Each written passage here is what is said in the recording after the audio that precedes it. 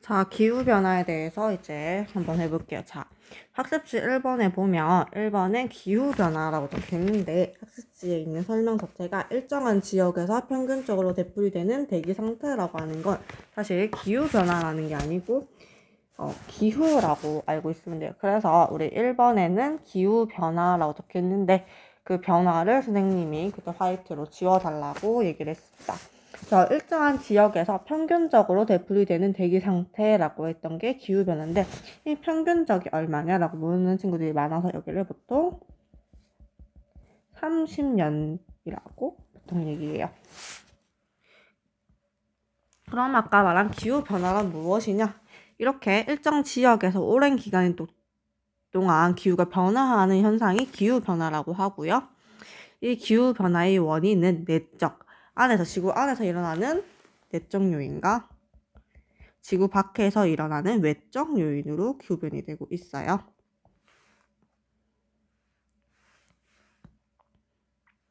그래서 지구 내적 요인에는 대규모의 화산 폭발, 수륙 분포, 지표면의 변화, 대기 중 이산화탄소 농도 변화 이런 것들이 있고요. 하나하나씩 설명하도록 할게요. 자, 대규모 화산 폭발 같은 경우는 실제적으로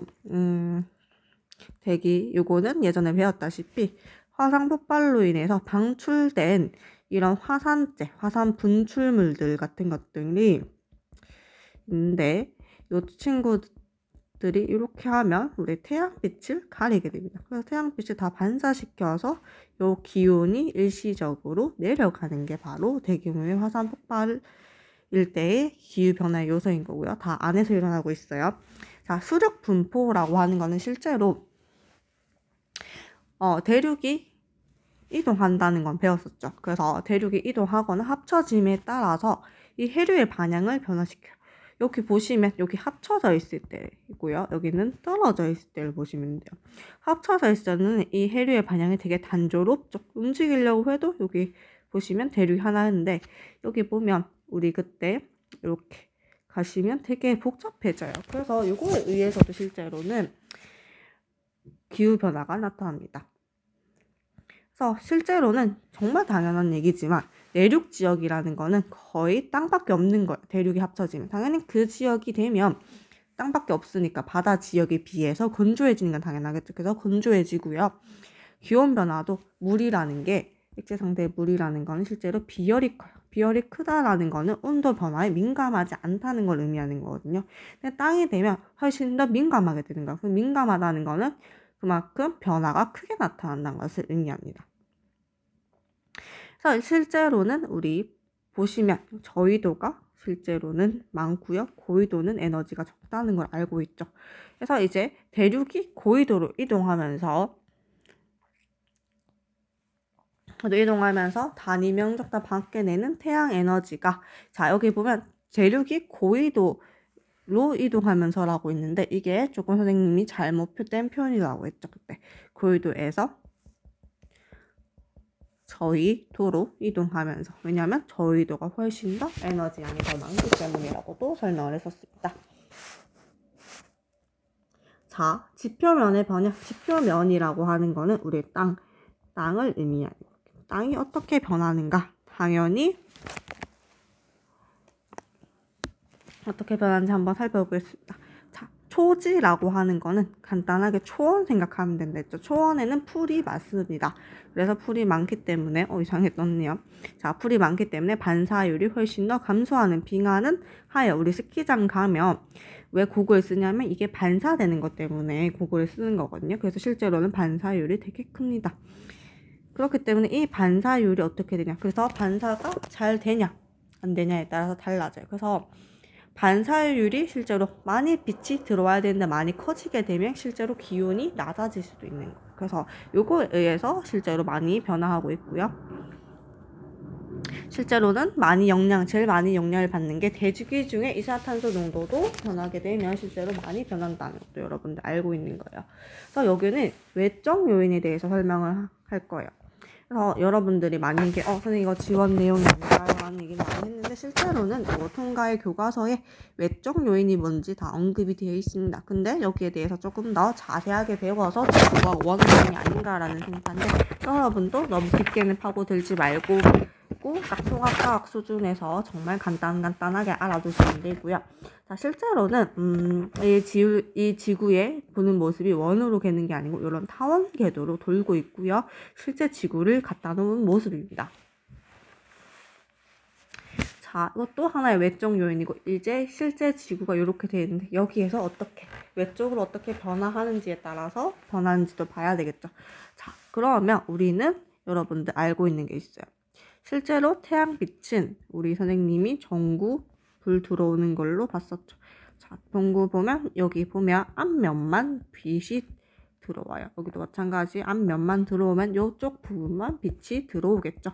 자, 그래서 여기 앞에 부분 원일점과 근일점도 마찬가지로 앞면만 받고 있어요. 근데 우리 지구는 자, 이렇게 자전축이 이렇게 서 있으면 좋겠지만 쓰지 않고 23.5도로 기울어져 있어요. 자, 자전축이 이렇게 기울어져 있기 때문에 적도도 마찬가지로 그릴 때 자전축의 수직인 방향의 적도를 그릴 수 있겠죠. 당연히 이 그림 같은 경우에는 우리 평면이 아니고 여러분 입체적으로 보이기 때문에 조금 밑이 조금 작게 보이긴 하지만 실제로는 다 동일하게 들어오고 있어요. 자, 위에를 선생님이 북반구라고 얘기를 했고요. 밑에를 남반구라고 얘기를 했습니다. 자, 위에를 우리가 북반구라고 얘기를 했고요. 여기도 남반구겠죠, 똑같이. 자, 여기를 봤을 때 북반구에 햇빛이 더 많이 들어오는가 남반구에 햇빛이 더 많이 들어오는가 봤을 때 자, 태양 에너지가 누가 더 많이 오고 있어요? 당연히 이 북반구가 요만큼 더 많이 들어오고 있죠. 그래서 북반구는 우리가 여름이에요. 남반구는 요만큼 적게 들어오기 때문에 겨울이라고 할 수 있겠죠. 지금 현재를 말하는 거예요. 자, 여기서 봤을 때는 여기를 기울어져 있을 때 요만큼이 북반구죠. 그래서 북반구는 겨울이고요. 남반구는 여름이요. 근데 요 친구들이 여름의 날씨를 비교해 보면 돼요. 자, 우리 7월의 기준으로 했어요. 자, 북반구는 여름인데 근데 태양과의 거리를 보면 돼요. 자, 태양과의 거리가 실제로 지구와 멀리 있어요. 더 멀리 있기 때문에 얘는 덥긴 더워요. 여름엔 더워요. 근데 조금 덜 덥겠죠. 겨울이긴 겨울인데 남반구 겨울은 멀리 있죠. 그래서 더 춥게 되겠죠. 상대적으로. 근일점도 마찬가지예요. 근일점도 북반구의 겨울에는 가까이 있어요. 그래서 얘는 덜 춥고요. 덜 추워. 자, 남반구 같은 경우에는 가까이 있죠. 그래서 얘는 더 더워. 이렇게 표시를 해놓고 우리 시작해 보도록 할게요. 자, 우리 앞에 걸 기억을 하신 다음에 이제 실제로 자전축의 기울기 방향의 변화, 공정 궤도 모양의 변화, 태양 활동의 변화에 따라서 어떻게 되는지 볼 거예요.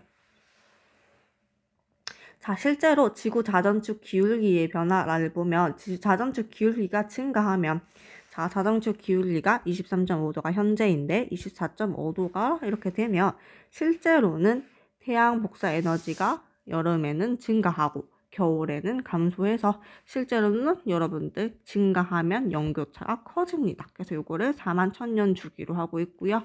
이 각도가 21.5도, 24.5도로 변한다라고 했어요. 근데 이게 도대체 무엇을 의미하는가요, 선생님? 실제로 한번 볼게요. 자, 자전축의 기울기가 정말 미세하게 클 때예요. 그래서 우리가 원래 자전축의 기울기는 이렇게 있었는데 가 조금 더 기울어져 있어요. 그럼 기울어져 있을 때 볼게요.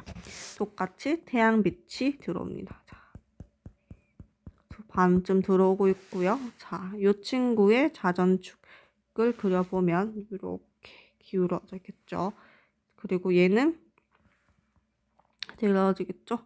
둘이 면적을 여러분들이 비교해 볼게요. 자, 그리고 이해 안 가면 선생님이 따로 그림을 그려볼게요. 자, 여기 있을 때 태양빛이 받는 북반구에 받는 면적은 요만큼이고요. 조금 더 기울어졌을 때 북반구에 받는 면적이 조금 더 커집니다. 실제로. 조금 더 면적이 커졌죠?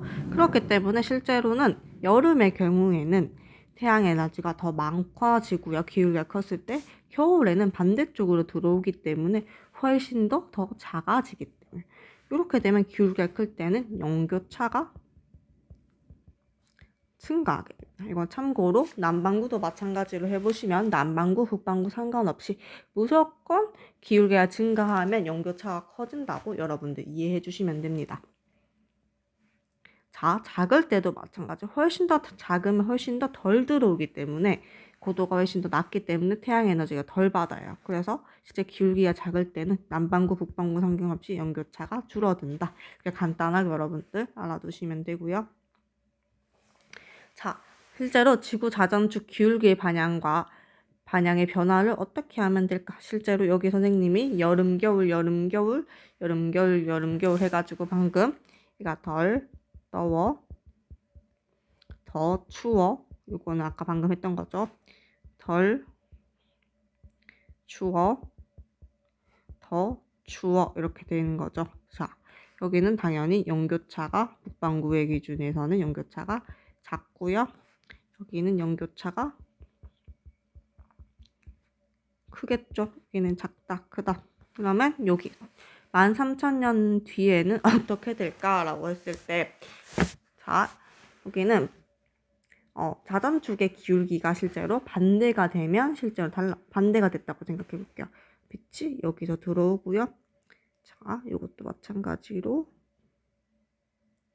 실제로는 요거 색칠을 해보면 훨씬 더 크게 키워볼게요. 자, 요렇게 해서 요렇게 들어오고요. 자전축 기울기 이렇게 기울어져 있는 상태에서 빛이 반만큼 들어오면 훨씬 더 남반구가 많이 들어오고 있어요. 그래서 남반구는 여름이고 북반구는 겨울이 될 거예요. 자, 그러면 겨울인데 멀리 있죠. 원일점에서. 멀리 있기 때문에 얘는 겨울이 더 추운 겨울이다. 더 추워.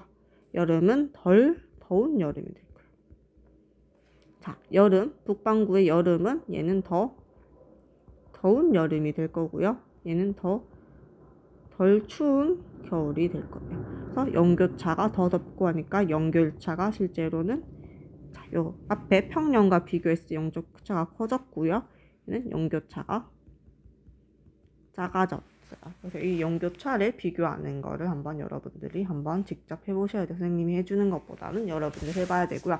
이제 지구 공전 궤도 모양의 변화, 지구 공전 궤도의 모양이 이렇게 타원 궤도여서 원 궤도로 했다. 여러분들 요구가 되는 거는 어차피 기하 벡터 과정에서 배우기 때문에 그냥 다원이 될수록 원일점의 거리가 증가하고 근일점의 거리가 감소한다. 원에 갈수록 원일점의 거리가 감소하고 근일점의 거리가 증가한다. 요거는 암기를 해주시면 되고요. 자, 그러면 당연히 원일점의 거리가 증가하고 했어요. 그러면 이 계절은 여름, 겨울 요거는 고정이에요. 근데 원일점의 거리가 증가했다고 생각해보세요. 우리 평상시보다 더 증가했다는 게 여름인데 훨씬 더 원래 덜 더운 여름이었죠. 덜 더운 여름인데 훨씬 더 덜 덥겠죠. 더 멀어지고. 그래서 덜 더워 이렇게 할 수 있고요. 자, 겨울에도 원래는 더 추웠어요. 더 멀리 더 추워 이렇게 붙일 수 있죠. 자, 북반구의 겨울 같은 경우에는 원래는 덜 추웠는데 그늘점의 거리 더 가까워졌어요. 덜 춥고요. 여름은 더 더워졌어요. 자, 그럼 연교차가 더 덜 춥고 더 덜 추우니까 연교차가 당연히 더 작아졌겠죠. 그리고 더 더워지고 더 추웠으니까 연교차가 더 커지겠죠. 그래서 연교차를 항상 비교하는 거 여러분 기억해 주시면 돼요. 자, 여름, 겨울, 여름이에요. 자, 이것도 마찬가지로, 자, 여름. 근데 원일점의 거리 감소했어요. 원래는 덜 더웠는데 얘는 그냥 더워. 얘도 더 추웠는데 얘도 그냥 추워. 또 마찬가지로 얘도 추워, 더워가 되겠죠. 그래서 앞에 평상시와 비교했을 때 원래 연교차가 작았는데 상대적으로 평상시와 비교했을 때 연교차가 커지고요. 여기에서는 얘는 연교차가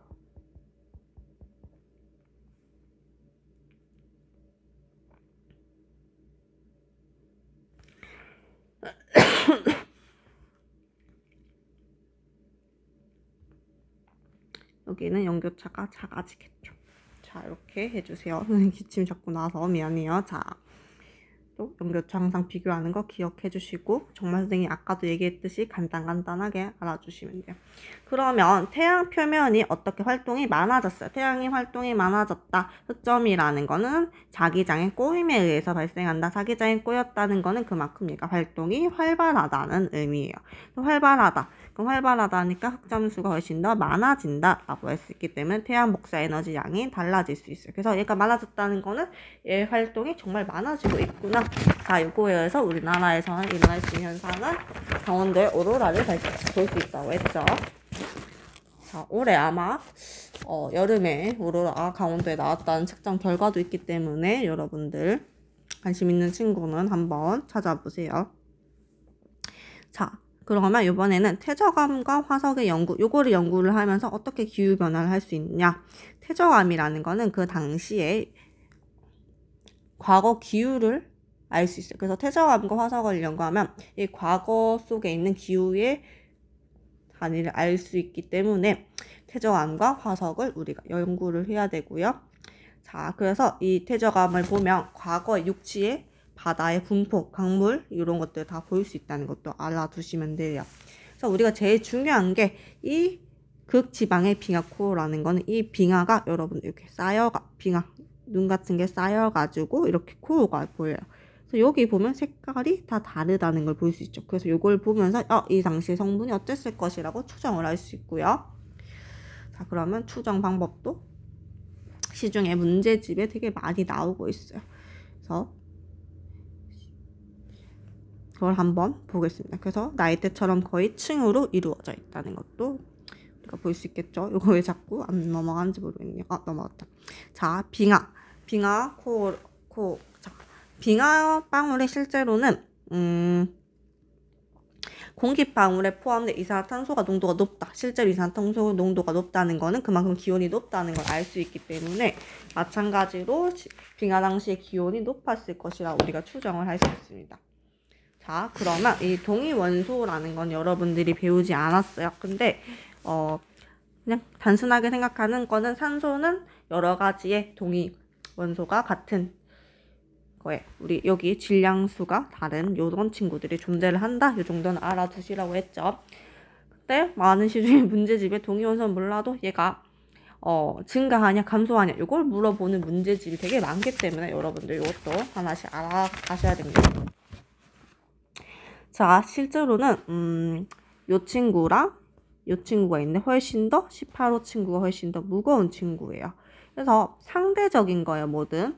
자, 상대적으로 바닷속엔 이런 식으로 존재를 하고 있고요. 기온이 높았을 때 상대적으로 이 18호의 친구도 증발이 많이 잘 될 수 있어요. 그래서 이 친구에는 18호라는 친구가 증발이 잘 되겠죠. 기온이 보통일 때는 이 18호라는 친구가 무거워서 덜 증발이 일어날 거예요. 그래서 단순하게 선생님이 당위원소라는 거는 16호분의 18호라고 하는데 그냥 18호의 비율이 많은가?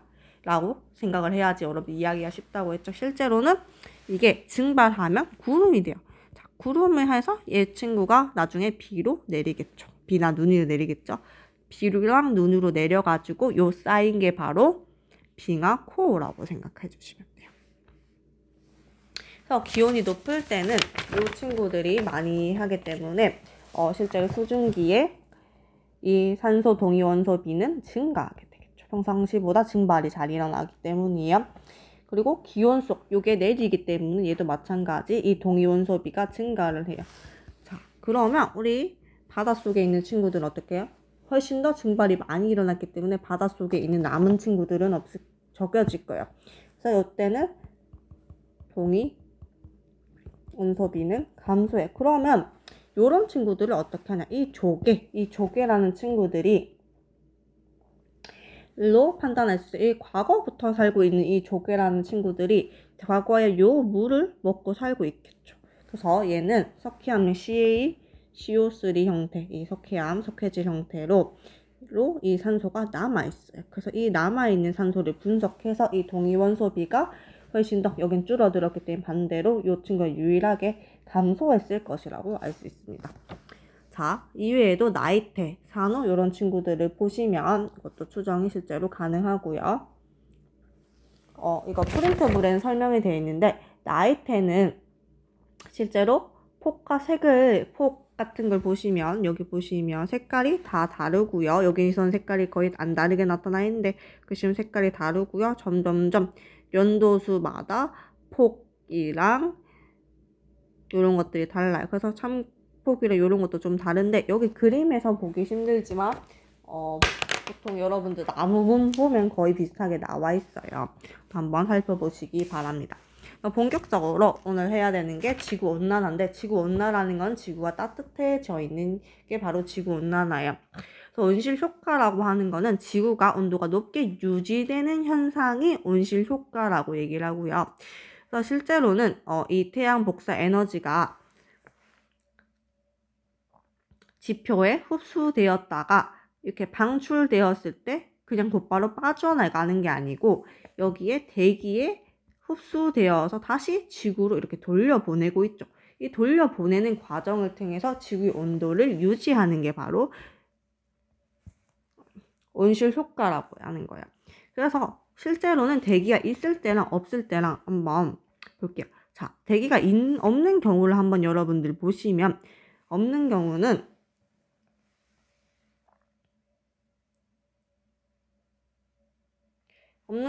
여기 대기 없기 때문에 바로 빠져나가요. 그래서 아침이 됐을 때랑 밤이 됐을 때랑 낮이 됐을 때랑 밤이 됐을 때 낮에는 뜨겁겠죠. 훨씬. 밤에는 훨씬 춥겠죠. 그래서 실제로는 기온차가 훨씬 더 크지만 여기는 대기가 있기 때문에 이 재방출된 에너지, 대기에 의해 재방출된 에너지이기 때문에 실제로는 기온차가 훨씬 더 적겠죠. 낮과 밤에 대한. 그래서 살기에 유리한 환경이 됩니다. 그래서 대기가 없는 경우에는 일단은 얘는 대기가 없기 때문에 온실 효과 있어요, 없어요? 온실 효과는 없고요.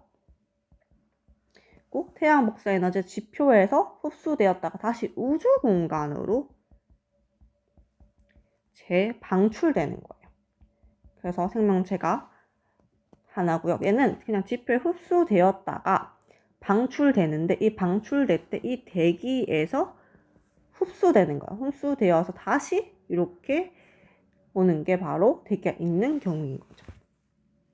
자, 온실 기체에는 실제로는 수증기, 이산화탄소, 메탄, 수증기를 보통 우리가 자연적인 요인에서 크다고 얘기하고요. 인위적인 요인에서는 이산화탄소가 크다고 얘기를 합니다. 그래서 인위적인 요인 이산화탄소가 많이 배출된다는 거. 그래서 온실 기체가 농도가 급격하게 높아지면 이 온실 효과가 훨씬 더 심화될 것입니다. 자, 지구온난화가 계속되면 실제로는 이 빙하 층구가 감소해요. 자, 빙하 층구가 감소하면 실제로는 원래라면 이 빙하 층구가 적당히 있어야 줘야 되는데 없어지면 실제로는 해수의 온도가 훨씬 더 높아지게 됩니다. 그래서 해수의 온도가 높아지면서 실제로는 더 높아지면서 다시 해수면이 상승합니다. 그래서 요거에 대해서는 해수 온도가 높아지는 과정은 되게 복잡하기 때문에 여러분들이 거기까지 알면 너무 이제 어려워지기 때문에 빙하가 녹아서 해수면이 올라온다. 이 정도만 여러분들 기억해 주세요. 그러면 지구온난화는 여러분들 알다시피 온도가 점차 높아지는데 우리나라에서는 어떻게 될까? 우리나라는 급격하게 산업화가 일어나는 곳이기 때문에 실제 지구 전체에 비해서 온난화가 빠르게 일어나고 있고요. 자, 온난화가 빠르게 일어나고 여기 그림처럼 실제로 여러분들이 벚꽃을 봤을 때는 3월 말이었지만 옛날에는 2000년대만 봐도 실제로는 3월달이 아닌 4월달에 벚꽃이 피었을 것이라고 생각하는데 지금은 서울도 3월 24일이면 여러분들 벚꽃이 피고 있어요. 그리고 실제로는 선생님은 이게 좀 옛날 자료에서 그렇지 이게 조금 더 위로 올라와 있거든요. 옛날 대구 하면 사과였지만 지금은 사과가 저 청송 사과잖아요. 여러분들 알고 있는 건 선생님 때는 대구 사과였거든요. 그렇기 때문에 점점점 위로 아열대 기후구 여기도 점점 올라가고 있고요. 점점. 근데 여러분들 여기는 왜 비었어요? 여기는 산지 지역이기 때문에 여기는 제외하고 이렇게 전망하고 있는데 선생님 볼 때는 요즘엔 더 올라가 있는 게 맞는 것 같아요. 농작물 재배지 변화도 보시면 실제로는 포항에 뭐 바나나 남다는 소리도 많이 들어봤을 거예요. 그만큼 점점점 훨씬 더 따뜻해지고 있다라는 것을 우리가 알 수 있죠. 그리고 봄, 여기도 보시면 봄, 여름, 가을, 겨울을 보세요. 자, 봄, 여름, 가을, 겨울의 길이가 실제로 여러분들이 알다시피 봄과 여름은 길어지고요. 오히려 가을과 겨울의 길이가 짧아지고 있는 추세라고 여러분들 알아주시면 돼요. 자, 이제는 이러한 대기 환경 변화는 이 대기의 해수의 순환에도 영향을 미치기 때문에 선생님이 요게 가정된 모형에 대해서 이제 요걸 배워야 되는데, 선생님 요거 프린트물 실제로 너무 간단하게 되어 있는 것 같아서 너무 삭제하고 새로운 프린트물을 나눠주고 그에 대해 정리를 해놨어요. 그것도 꼭 참고해 주시기 바라고, 이제 다음 영상으로 이것도 영상을 찍어 줄게요.